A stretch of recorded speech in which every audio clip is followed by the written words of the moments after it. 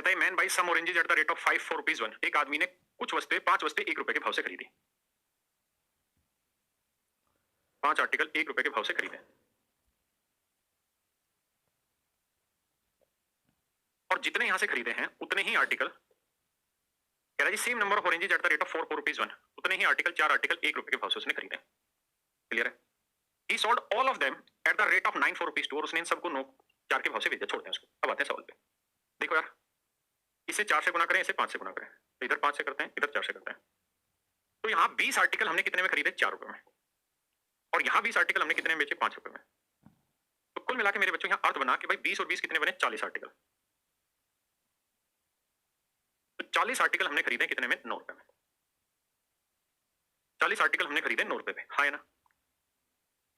दूसरी चीज ये कि अब वो कह रहा है जी हमने इन सारे आर्टिकल को 9 आर्टिकल 2 रुपए के भाव से बेच दिया। 9 आर्टिकल 2 रुपए के भाव से बेच दिया।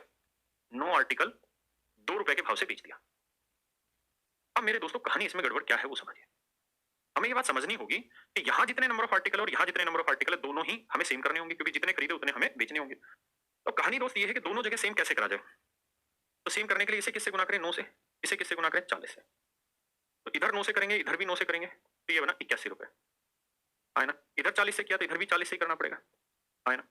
तो अब आपको समझ आया कि यहाँ पे भी 360 आर्टिकल हुए और यहाँ पे भी 360 आर्टिकल हुए। यानी 360 आर्टिकल अगर हमने 81 रुपए में खरीदे हैं तो 360 आर्टिकल हमने 80 रुपए में बेचे। 360 आर्टिकल अगर हमने 81 रुपए में खरीदे हैं मेरे भाई, तो 360 आर्टिकल हमने कितने में बेचे हैं? 80 रुपए में बेचे। तो कितने का लॉस हुआ? 1 रुपए का। अब 1 रुपए का लॉस होगा कब? अगर हम ट्रांजेक्शन करें 360 आर्टिकल की। यानी अगर हम 360 आर्टिकल की ट्रांजेक्शन करें, 360 आर्टिकल की ट्रांजेक्शन करें, अगर हम 360 आर्टिकल की ट्रांजेक्शन करें तो हमें 1 रुपए का लॉस होगा। 360 आर्टिकल की ट्रांजेक्शन करें तो हमें 1 रुपए का लॉस होगा। जबकि सवाल में कह रहा है जी हमें लॉस जो हो रहा है वो हो रहा है 30 रुपए का। तो 1 रुपए का लॉस रिप्रेजेंट कर रहा है 30 रुपए को। तो कितना गुना है? 30 गुना। कितना गुना है जी? 30 गुना। तो टोटल आर्टिकल है 360, तो 1 यूनिट 30 गुना, तो 360 यूनिट कितना होगा गुना 30? तो ये होगा 10,800 रुपए। इसका मतलब हमें 10,800 आर्टिकल पे ट्रांजेक्शन करनी होगी तो हमें 30 रुपए का लॉस होगा। यानी 360 आर्टिकल पे ट्रांजेक्शन करेंगे तो 1 रुपए का लॉस है। हमें लॉस करना है जी कितने का? 30 का। तो कितना गुना? 30 गुना। तो कितने आर्टिकल करने होंगे? 30 गुना करने होंगे। यानी 10,800 आर्टिकल पे ट्रांजेक्शन बैठानी पड़ी। समझ गए जी? चलिए दोस्तों अब आगे बढ़ते हैं। तो इस वाले सवाल को करिए।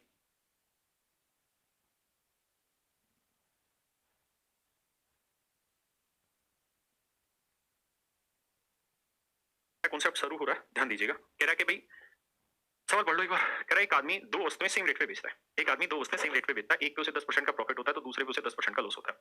एक पे उसे 10% का प्रॉफिट होता है तो दूसरे पे उसे 10% का लॉस होता है। कहता है जी उसका कुल लाभ या हानि प्रतिशत ज्ञात करें। कुल लाभ या हानि प्रतिशत ज्ञात करें। हाँ है ना? कुल लाभ या हानि प्रतिशत ज्ञात करें। मेरे दोस्तों कह रहा है दो वस्तुएं समान मूल्य पर बेचता है, यानी दोनों ही आर्टिकल का जो सेलिंग प्राइस है वो same at on same price, यानी सेल कर रहा है सेम प्राइस। अब मुझे यहाँ एक बात ध्यान देनी होगी क्या कि अगर दोनों ही आर्टिकल का सेलिंग प्राइस सेम है, एक पे उसे 10% का प्रॉफिट और दूसरे पे 10% का लॉस, तो अगर पहले आर्टिकल पे 10% का प्रॉफिट है मेरे बच्चे, तो 10% की फ्रैक्शन क्या हुई? 1/10। इसका अर्थ ये हुआ कि पहले आर्टिकल का सीपी अगर 10 यूनिट है तो प्रॉफिट 1 का हुआ तो सेलिंग प्राइस हुआ 11 का। सेलिंग प्राइस हुआ 11 का, आए ना? दूसरे आर्टिकल पे उसे 10% का लॉस हुआ। दूसरे आर्टिकल पे उसे 10% का लॉस हुआ, यानी दूसरे का सीपी 10 है तो लॉस 1 का हुआ तो सेलिंग प्राइस 1 होगा।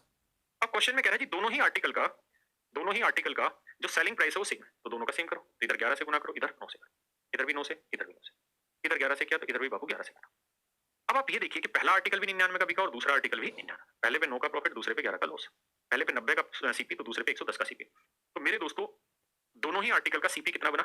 90 जमा 110, तो ये बना 200 रुपए। तो दोनों ही आर्टिकल का जो कॉस्ट प्राइस है वो 200 रुपए या 200 यूनिट समझिए। दोनों ही आर्टिकल का अगर सेलिंग प्राइस की बात करें तो भाई पहला भी हमने 99 में बेचा, दूसरा भी 99 में, क्योंकि सवाल ने कहा दोनों सेम रेट पे। तो 99 जमा 99 में हम बेचें तो 198 रुपए। अगर बात करें प्रॉफिट पे या लॉस पे, तो हमें ये समझना है कि या तो 200 में से 198 घटा दो, सीधा 2 का लॉस आ गया, या हम ये देखें पहले पे कितने का प्रॉफिट हुआ जी? 9 का, और दूसरे पे कितने का लॉस हुआ? 11 का। तो अल्टीमेटली लॉस हो गया जी 2 रुपए का, है ना? अब मैं लॉस परसेंट निकालना चाह रहा हूँ। तो लॉस हुआ जी 2 यूनिट का, सीपी है 200, तो 100 पे कितना? आंसर आ गया जी 1%। यानी हमें कुल मिला के जो लॉस हो रहा है मेरे बच्चों कितना हो रहा है जी? 1%। क्लियर है दोस्त? कितने परसेंट का? 1% का लॉस। अब इसमें मैं कुछ और बताना चाह रहा हूँ, समझिए। मैं आपको कहना यहां से ये चाह रहा हूं मित्र, ध्यान से देखिए। मैं आपको कहना ये चाह रहा हूं कि अगर दो आर्टिकल का सेलिंग प्राइस सेम हो, दो आर्टिकल का सेलिंग प्राइस सेम हो, दो आर्टिकल का सेलिंग प्राइस सेम हो, अगर दोनों ही आर्टिकल का सेलिंग प्राइस सेम हो, अगर मेरे बच्चों दो आर्टिकल का सेलिंग प्राइस सेम हो और पहले पे x% का प्रॉफिट हो और दूसरे पे x% का लॉस हो, पहले पे x% का प्रॉफिट और दूसरे पे x% का लॉस हो, या पहले पे x% का लॉस हो और दूसरे पे x% का प्रॉफिट हो, है ना? पहले पे x% का प्रॉफिट हो दूसरे पे x% का लॉस हो, या पहले पे x% का लॉस हो दूसरे पे x% का प्रॉफिट हो, तो दोनों ही स्थितियों में मेरे बच्चों हमेशा ही लॉस होना है। दोनों ही स्थितियों में हमेशा लॉस होना है और लॉस होना है x स्क्वायर बाई 100% का, x स्क्वायर बाई 100% का, है ना? दोनों ही स्थितियों में लॉस होना है x स्क्वायर बाई 100% का, दोनों ही स्थितियों में लॉस होना है x स्क्वायर बाई 100% का। क्लियर है? दोनों ही परिस्थितियों में मेरे बच्चे जो लॉस होना है वो x स्क्वायर बाई 100% का होना है और कोई तरीका नहीं है। तो अगर मैं एक पे 10% प्रॉफिट कमा रहा हूं दूसरे पे 10% लॉस, और अगर दोनों का एसपी सेम है तो सीधा सा 10 का 100 बटे 100 यानी 1% का लॉस होगा। कुछ बेटा इधर आ जाए, क्वेश्चन लगा के। क्लियर है जी? अब इसी कॉन्सेप्ट पे बेस्ड हम कुछ क्वेश्चन करेंगे, फिर आगे बात करते हैं।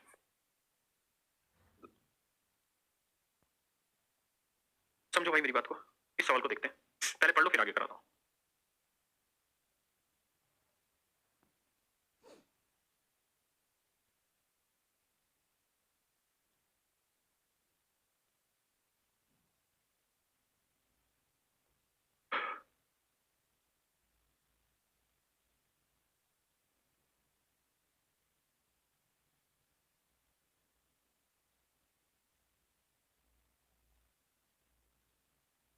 देखिए जी,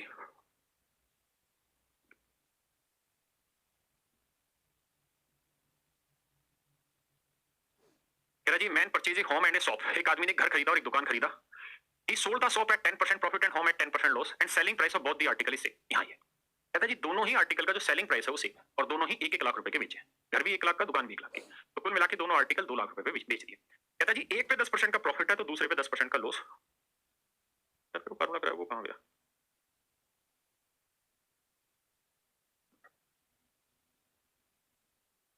भैया तो मेरे बच्चों एक बात बताओ, अभी समझाया कि अगर दोनों का एसपी सेम है, एक पे x% प्रॉफिट दूसरे पे लॉस, या एक पे x का लॉस दूसरे पे x% का प्रॉफिट, तो ओवरऑल हमें क्या होना है? लॉस। ओवरऑल हमेशा हमें होना है लॉस। कितने का? x स्क्वायर बाई 100% का लॉस होना है। अगर x स्क्वायर बाई 100% का लॉस होना है तो मेरे दोस्त यहाँ चाहिए सवाल, तो 10 का स्क्वायर बटे 100 यानी 1% का लॉस होगा। और मित्र अगर 1% का लॉस होगा तो 1% की फ्रैक्शन 1/100। इसका अर्थ ये हुआ कि सीपी अगर 100 यूनिट है, सीपी अगर 100 यूनिट है, ओवरऑल है, ध्यान रखना ये 1% लॉस ओवरऑल है, तो लॉस होगा 1 यूनिट का। लॉस है सर 1 यूनिट का, तो ओवरऑल सेलिंग प्राइस जो होगा वो होगा 99 यूनिट का। ओवरऑल सेलिंग प्राइस होगा मेरे भाई कितने का? 99 यूनिट का, है ना? यानी ओवरऑल सीपी 100 यूनिट है तो लॉस होगा 1 यूनिट का, तो ओवरऑल सेलिंग प्राइस होगा 99, है ना? ओवरऑल सेलिंग प्राइस होना है 99 यूनिट। यानी दोनों चीजें कुल मिला के अगर हमने 100 रुपए में खरीदी है तो एक का लॉस होगा तो सेलिंग प्राइस होगा 99 यूनिट, है ना? और दोनों आर्टिकल का एक्चुअल में सेलिंग प्राइस है 2 लाख रुपए। कितना है जी? 2 लाख। तो बेटा एक बात बताओ, 99 यूनिट 2 लाख, तो एक यूनिट कितना बना? 2/99 लाख। और पूछ रहा है कि एक यूनिट यानी लॉस की वैल्यू कितनी, तो लॉस एक यूनिट की वैल्यू 2/99 लाख। मेरे बच्चों ये मेरा आंसर आ गया, ये ऑप्शन मेरा बिल्कुल सही है ना?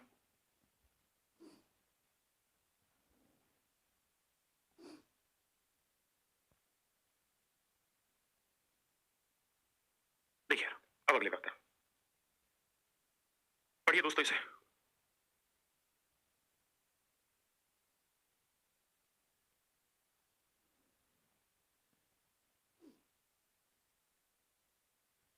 एक dealer sold 2 TV set 4 rupees 2400 each. एक डीलर ने 2 टीवी सेट 2400 रुपए में बेचे। ईच ईच का ना प्रत्येक। एक पे 20% का प्रॉफिट और दूसरे पे 20% का लॉस, तो ओवरऑल होना है 20 का वर्ग बटे 100%।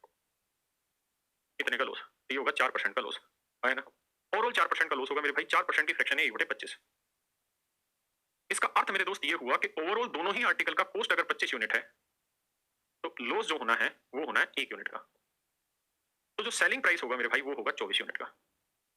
तो 24 यूनिट होगा दोनों ही आर्टिकल का सेलिंग प्राइस, क्योंकि ओवरऑल वैल्यू है और एक्चुअल में ओवरऑल एक आर्टिकल का एसपी 24 हो तो दो का एसपी होगा 48 रुपए। तो एक यूनिट की वैल्यू आनी है 200 रुपए।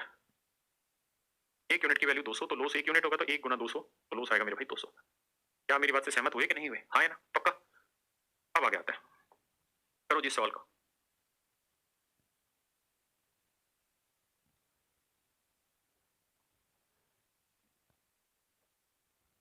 देखिए यार, a house and a shop per sold for rupees 1 lakh each.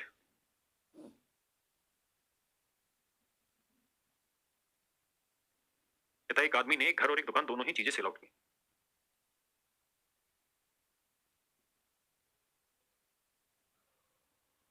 दोनों पे 20% का लॉस है, तो 20 का वर्ग करा 400/100 यानी 4% का लॉस हुआ। दोनों पे ओवरऑल 4% का लॉस हुआ। 4% की फ्रैक्शन 1/25, तो ओवरऑल सीपी अगर 25 यूनिट है तो लॉस हुआ 1 यूनिट, तो सेलिंग प्राइस हुआ जी 24 यूनिट। अब सवाल में कह रहा है कि भाई दोनों ही आर्टिकल 1-1 लाख रुपए में उसने बेचे। अगर दोनों ही आर्टिकल 1-1 लाख में बेचे हैं तो बेच कितने में दिए? 2 लाख में, है ना? तो 1 यूनिट की वैल्यू होगी 2/12 लाख, यानी 1/12 लाख। और उसने पूछा कि भैया ये बताओ लॉस कितना हो? ये पूछा है ना कि कुल सौदे का परिणाम क्या है? तो आपने देखा कुल सौदे में 1 यूनिट का लॉस और 1 यूनिट की वैल्यू 1/12 लाख। तो कहीं दे रखा है, तो सी ऑप्शन दे रखा है, लॉस ऑफ रुपीस 1/12 लाख, यानी 1/12 लाख का क्या हो गया मेरे दोस्त? लॉस हो गया सवाल। पक्का? अब आते हैं जी और आगे, बेटा आगे सवाल आगे, जल्दी से आगे।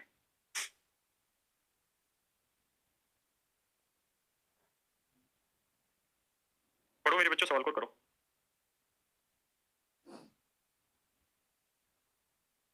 मित्र ध्यान दें, कहता है भाई selling A table for rupees 350 instead of rupees 400, loss percent increase by 5%, the cost price of the table is. किसी मेज को 400 रुपए में बेचने की जगह पे 350 रुपए में बेचते हैं, यानी ये मान लो मेरे बच्चों ये किसी आर्टिकल का कॉस्ट प्राइस है, और कह रहा है जी अगर हम इस आर्टिकल को 450 रुपए में बेचें, ना सिर्फ 400 रुपए में बेच रहे थे पहले, तो हमें कुछ प्रॉफिट हो रहा होगा। हमें बेचने से 5%, सॉरी लॉस परसेंट हमारा इंक्रीज हो जाता है। और कहता है अगर इसकी जगह पे हम अगर इसे 350 में बेच देते हैं तो हमारा लॉस परसेंट इंक्रीज हो जाता है, 5% इंक्रीज हो जाता है, यानी 5% लॉस अब ज्यादा हो रहा है। पहले जितना लॉस हो रहा था उससे 5% ज्यादा लॉस हो रहा है। एक बार आप पढ़िए, क्या यही अर्थ है या कुछ और? बेटा इसी बात लग रही।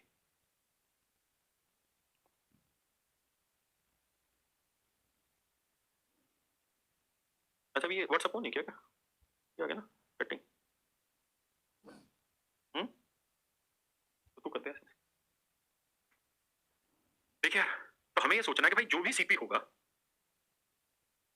उसका 5% लॉस और हो जाएगा अगर हम 400 की जगह 350 में बेचें, यानी सीपी का 5% जो वैल्यू आएगी वो कितने कम में बेच रहे हैं? 50 रुपए कम में बेच रहे हैं, तो 50 रुपए को रिप्रेजेंट करेंगे। तो 10 आया, तो सीपी की वैल्यू जो आएगी मेरे भाई वो आएगी 1000 रुपए। सीपी की वैल्यू आएगी 1000 रुपए। सीपी की वैल्यू दोस्त कितनी आ गई? 1000 रुपए।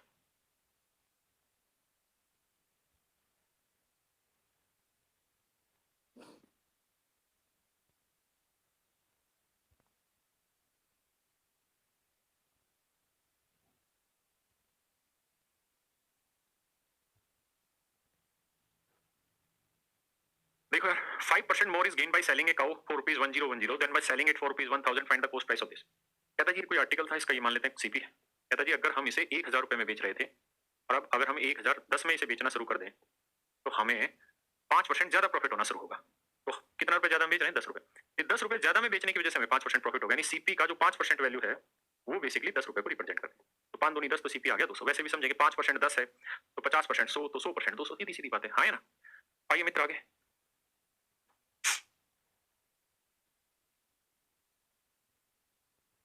देखिए यार दोस्तों, कहता है सोल्ड एन आर्टिकल,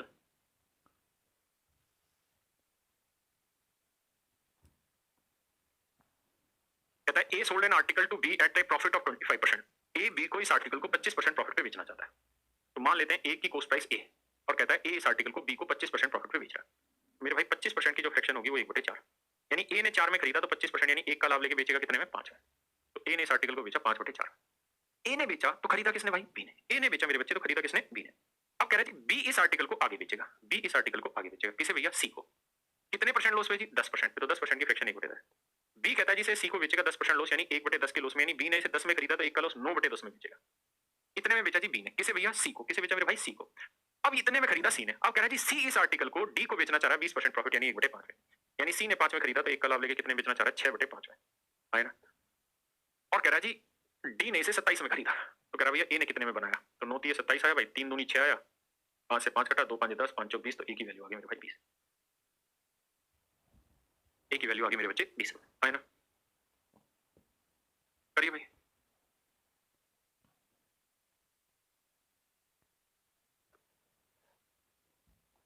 देखिए यार, कहता है ए सेल से pen to B at a gain of 20%। A ने एक कलम को 20% मुनाफा लेकर बी को बेचा।